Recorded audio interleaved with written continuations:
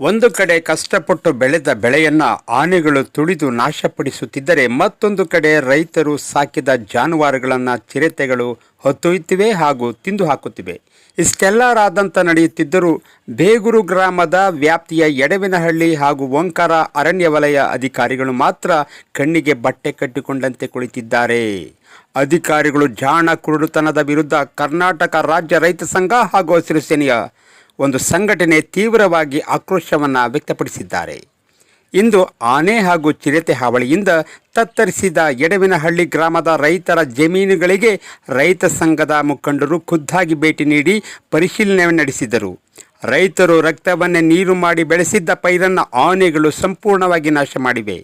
ಅಷ್ಟೇ ಅಲ್ಲದೆ ಲಕ್ಷಾಂತರ ರೂಪಾಯಿ ವೆಚ್ಚದ ನೀರಿನ ಪಂಪ್ಸೆಟ್ಗಳನ್ನು ಮುರಿದು ಹಾಕಿ ರೈತರ ಬದುಕನ್ನು ಬೀದಿಗೆ ತಂದಿವೆ.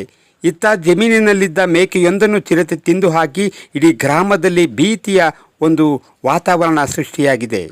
ಅಧಿಕಾರಿಗಳೇ, AC ರೂಮಿನಲ್ಲಿ ಕುಳಿತು ಮೀನಾಮೇಷ ಎಣಿಸುವುದನ್ನು ಬಿಟ್ಟು ಹೊರಬನ್ನಿ. ರೈತರು ತುತ್ತು ಅನ್ನಕ್ಕಾಗಿ ಕಣ್ಣೀರು ಹಾಕುತ್ತಿದ್ದಾರೆ. ಇನ್ನು ಎಷ್ಟು ದಿನ ನೀವು ನೆಪ ಹೇಳಿಕೊಂಡು ಕಾಲ ಕಳೆಯುತ್ತಿದ್ದೀರಾ? ಓಂಕಾರ ಅರಣ್ಯ ಪ್ರದೇಶದ ಕಾಡಂಚಿನಲ್ಲಿರುವ ಈ ಗ್ರಾಮಗಳ ರೈತರು ದಿನನಿತ್ಯ ಪ್ರಾಣಿ ಭಯದಲ್ಲೇ ಬದುಕುತ್ತಿದ್ದಾರೆ.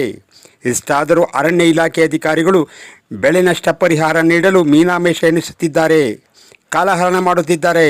ರೈತರನ್ನು ಕೆರಳಿಸಿದೆ. ಆನೆ ಹಾವಳಿಯಿಂದ ನಷ್ಟವಾಗಿರುವ ಬೆಳೆ ಹಾಗೂ ಪಂಪ್ಸೆಟ್ಗಳಿಗೆ ತಕ್ಷಣವೇ ಸೂಕ್ತ ಪರಿಹಾರ ವಿತರಿಸಬೇಕು. ಚಿರತೆ ಹಾವಳಿಗೆ ಬಲಿಯಾದ ಜಾನುವಾರುಗಳಿಗೆ ಪರಿಹಾರ ಸಿಗಬೇಕು. ಅಧಿಕಾರಿಗಳು ಹೀಗೆ ನಿರ್ಲಕ್ಷ್ಯ ಮುಂದುವರಿಸಿದರೆ ಮುಂದಿನ ದಿನಗಳಲ್ಲಿ ಅರಣ್ಯ ಇಲಾಖೆ ಕಚೇರಿ ಎದುರು ಇಡೀ ತಾಲೂಕಿನ ರೈತರನ್ನು ಒಗ್ಗೂಡಿಸಿ ಉಗ್ರವಾದಂತಹ ಹೋರಾಟವನ್ನು ಹಮ್ಮಿಕೊಳ್ಳಲಾಗುತ್ತದೆ. ಈ ಸಂದರ್ಭದಲ್ಲಿ ರೈತ ಪರವಾಗಿ ತಾಲೂಕು ಅಧ್ಯಕ್ಷರಾದ ವೇಣುಪುರ ನಾಗಪ್ಪ, ಜಿಲ್ಲಾ ಉಪಾಧ್ಯಕ್ಷರಾದ ಪುಟ್ಟೇಗೌಡರು ಹಾಗೂ ಜಿಲ್ಲಾ ಪ್ರಧಾನ ಕಾರ್ಯದರ್ಶಿಗಳಾದ ಎಡವಿನಹಳ್ಳಿ ಸಿದ್ದರಾಜು ಅವರು ಅಧಿಕಾರಿಗಳ ವಿರುದ್ಧ ತೀವ್ರ ಆಕ್ರೋಶವನ್ನು ವ್ಯಕ್ತಪಡಿಸಿದ್ದಾರೆ. ತಕ್ಷಣವೇ ಇದಕ್ಕೆ ಸೂಕ್ತ ಪರಿಹಾರ ಕೈಗೊಳ್ಳಬೇಕು ಅಂತ ಒತ್ತಾಯಿಸಿದ್ದಾರೆ. ಈ ಸಂದರ್ಭದಲ್ಲಿ ಹಾಜರಿದ್ದ ರೈತ ಸದಸ್ಯರಾದ ಶಿವಣ್ಣ ಮಲೈನ್ಪುರ, ಗ್ರಾಮ ಘಟಕದ ಅಧ್ಯಕ್ಷರಾದ ಮಹಾದೇವು, ಅಗತಗೌಡನಹಳ್ಳಿ ಶಿವಸ್ವಾಮಿ, ಮಧು ವೀರನ್ಪುರ ಸೇರಿದಂತೆ ಇನ್ನೂ ಮುಂತಾದ ರೈತ ಮುಖಂಡರು ಹಾಗೂ ಸಾರ್ವಜನಿಕರು ಉಪಸ್ಥಿತರಿದ್ದರು. ನಾವು ಕಾಡು ಪ್ರಾಣಿಗಳಿಗೆ ಮೇವು ಬೆಳೆಯುತ್ತಿಲ್ಲ, ನಮ್ಮ ಹೊಟ್ಟೆಗಾಗಿ ಬೆಳೆಯುತ್ತಿದ್ದೇವೆ. ಅಧಿಕಾರಿಗಳು ಎಚ್ಚೆತ್ತುಕೊಳ್ಳದಿದ್ದರೆ ಪರಿಸ್ಥಿತಿ ಕೈಮೀರಲಿದೆ. ಜೈ ಜವಾನ್, ಜೈ ಕಿಸಾನ್.